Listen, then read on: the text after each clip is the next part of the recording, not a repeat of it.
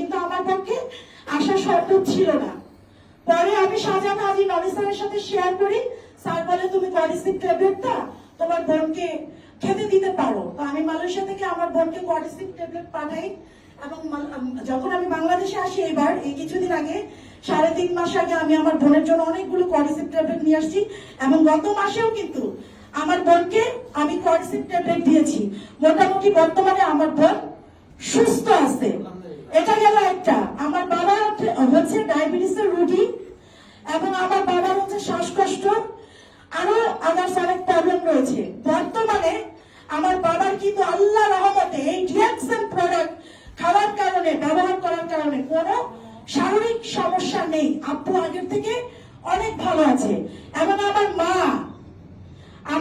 2021 সালে অপারেশন হয় পিত্তথলিতে, যেহেতু আমার মা হচ্ছে 60 ইয়ার্স ওল্ড, প্রায় 60 বছরের কাছাকাছি বা তারও অধিক হতে পারে। তো আমার মা পিত্তথলিতে অপারেশন হওয়ার পরে মায়ের ঠিক বাম সাইডের রানটা অনেক ব্যথা হতো, অনেক ব্যথা, প্রচন্ড পরিমাণে, মানে নড়াচড়া করতে পারতো না, এবং কোমরটা খুব ব্যথা হতো। আমি পরে আম্মুর সাথে শেয়ার করছি যে তুমি স্প্রুলিনা ট্যাবলেট এবং স্প্রুলিনা সিরিয়াল খাও, পাশাপাশি হচ্ছে মরেঞ্জি জুস খাও। এগুলো খাচ্ছে গত 2 বছর ধরে আমার মা, এবং বর্তমানে আমার মা কোনো ওষুধ খায় না, মানে কোনো ধরনের কোনো ওষুধ খায় না। যেখানে আমার বাসায় আগে পুরো ওষুধের একটা বক্স ছিল, আমার বোনকে জিজ্ঞেস করেন।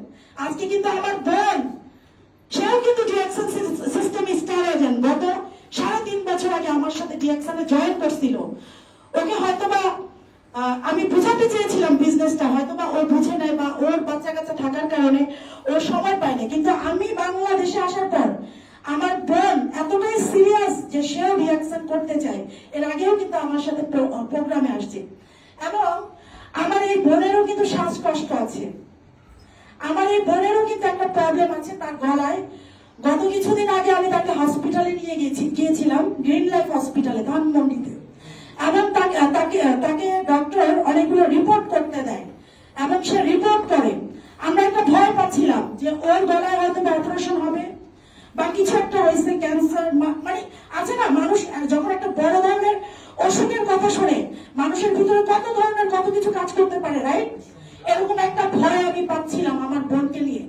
আমার বোন নাকি আমার মাকে বলছিল যে ডিএক্সএন এর প্রোডাক্ট খাই তো আল্লাহর রহমতে কিছু হবে না। এবং গত 4-5 দিন আগে যখন রিপোর্ট গুলো হাতে পাই, এটাকে কি বলবো, অলৌকিক কি মনে হয় আপনাদের? মানে এটা আমার কাছে অলৌকিক মনে হয়েছে যে আমি ভয়ে ঘুমাতে পারি নাই, আমার বোনকে নিয়ে টেনশন করছি, ভয়ে ঘুমাতে পারি নাই। সেই জায়গায় যখন রিপোর্ট গুলো পেলাম, দেখলাম যে রিপোর্টের মধ্যে মানে সবকিছু ওকে আছে, এবং ডক্টর আমার বোনকে বলছে তোমাকে 1 বছর কোনো ওষুধ খেতে হবে না, তুমি 1 বছর পরে এসে আবার টেস্ট করাবা। 1 বছর পরে এসে, আপাতত আমরা কোনো ওষুধ তোমাকে দিচ্ছি না, কোনো কিছুর দরকার নেই। তার মানে কি ডিএক্সএন এসে কি আমার লস হয়েছে? আমি কিছু হারিয়েছি? জোরে বলেন। বরঞ্চ আমি আমার বাবাকে সুস্থ করেছি, আমার মাকে সুস্থ করেছি, আমি তো সুস্থ আছি, তার পাশাপাশি আমার 2 বোনকে সুস্থ করেছি। এবং দেখেন, প্রবাস থেকে বিজনেস শুরু করে এসে বাংলাদেশে এসে আমি কিন্তু কি ইনকাম নিচ্ছি। কি মনে হয় আপনাদের ইনকাম নিচ্ছি না? আপনারা কি জানেন মানে এই মাসে আমার ইনকাম কত এসেছে? এই যে 6 তারিখে অলরেডি আমার ইনকাম চলে এসেছে মালয়েশিয়ান রিঙ্গিত 3,971 রিঙ্গিত। 3,971 রিঙ্গিত। আপনারা কি জানেন বাংলাদেশি টাকায় কত টাকা? 1 লক্ষ প্লাস, প্রায় 1,02,000 টাকার মতো হবে।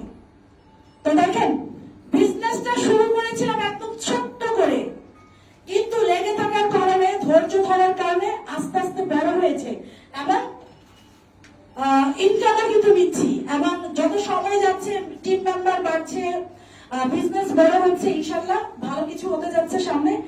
এবং আরেকটা গুড নিউজ, এই মাসেও হয়তো, এই মাসে না 2-4 দিনের মধ্যে হয়তো আমার আরেকটা পজিশন চেঞ্জ হতে যাচ্ছে। সবাই দোয়া করবেন আমার জন্য। এবং আরেকটা কথা বলি, ডিএক্সএন এ আমরা সবাই আসছে একটা কি স্বপ্ন নিয়ে না? ডিএক্সএন কাউকে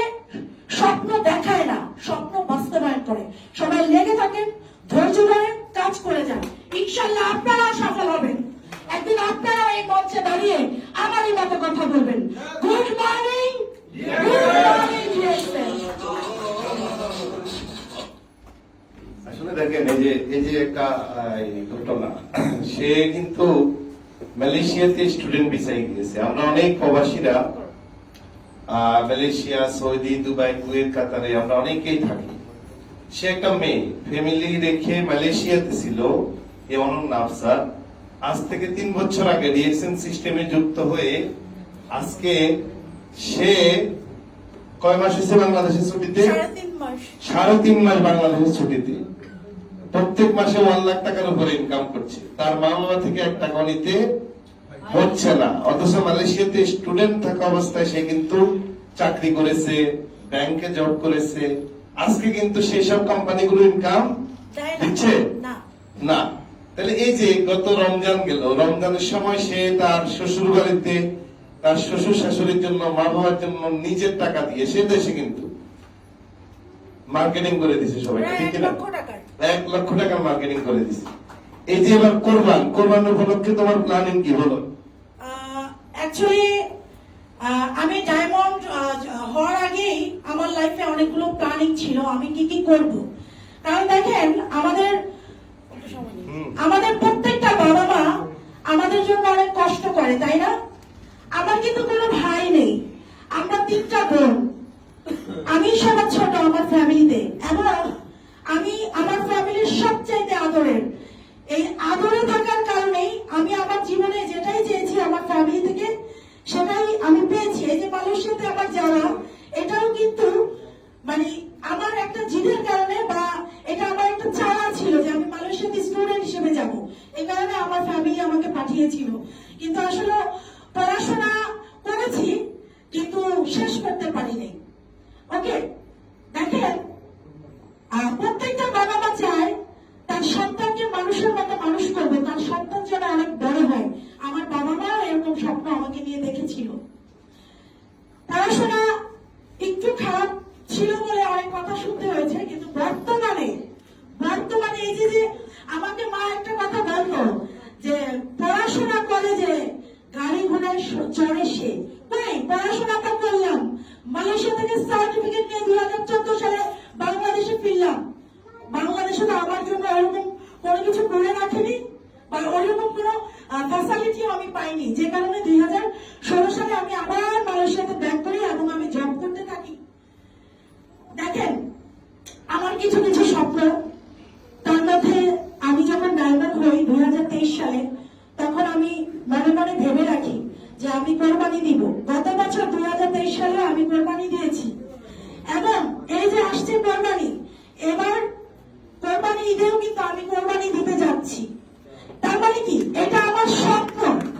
আমার আরো স্বপ্ন আছে, সেগুলো না হয় আজকে আপনাদেরকে বলবো না, কিন্তু পরবর্তীতে আমার যে স্বপ্নগুলো সেগুলোকে আমি বাস্তবায়ন করে আপনাদেরকে দেখাবো।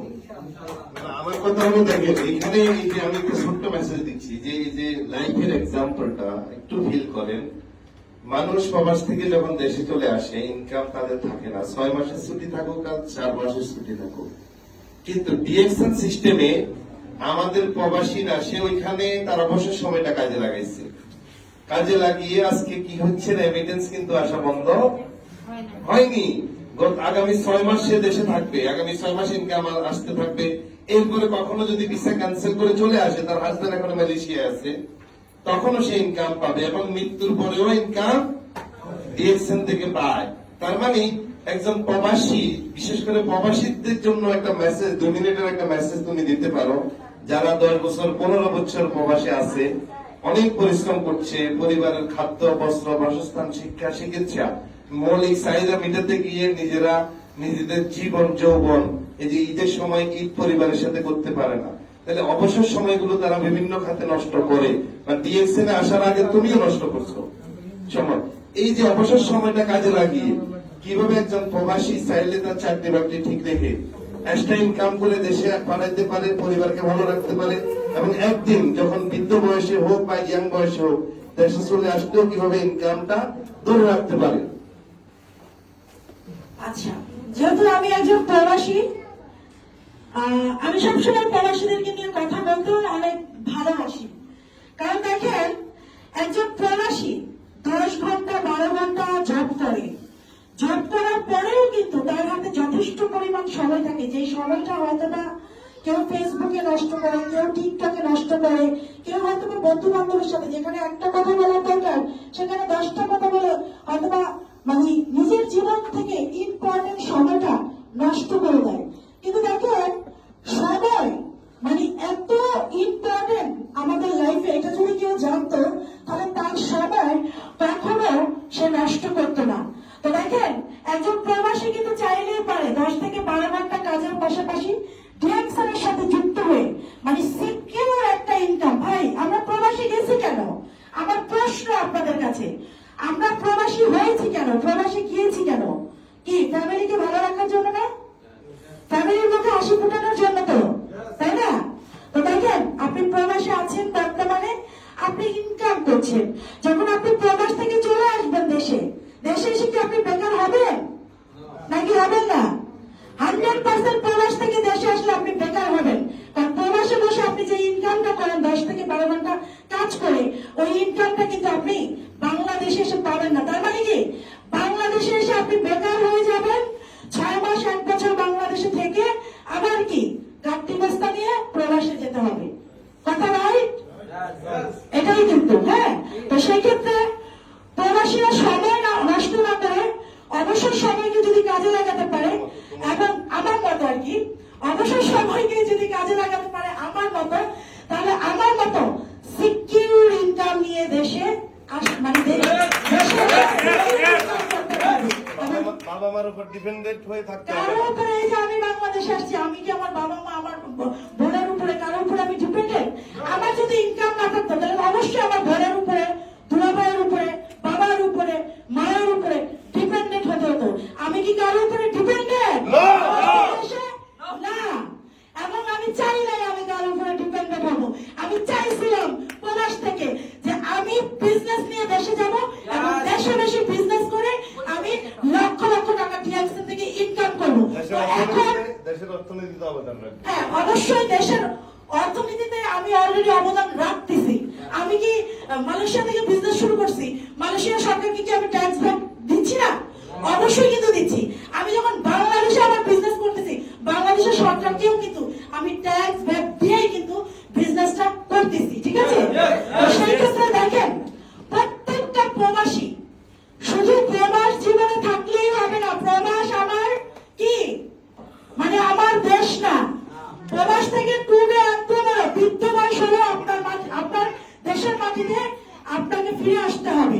তাহলে সেই চিন্তা ভাবনা করেই আপনি প্রবাস জীবনে মানে ডিএক্সএর সাথে যুক্ত হয়ে মানে ভালো একটা সিকিউর ইনকামের পথ তৈরি করে দেশে আসেন, ফ্যামিলি নিয়ে সুখে শান্তিতে এই যে আমাদের সাজান হাজির রনি স্যারের মতো সময় কাটান।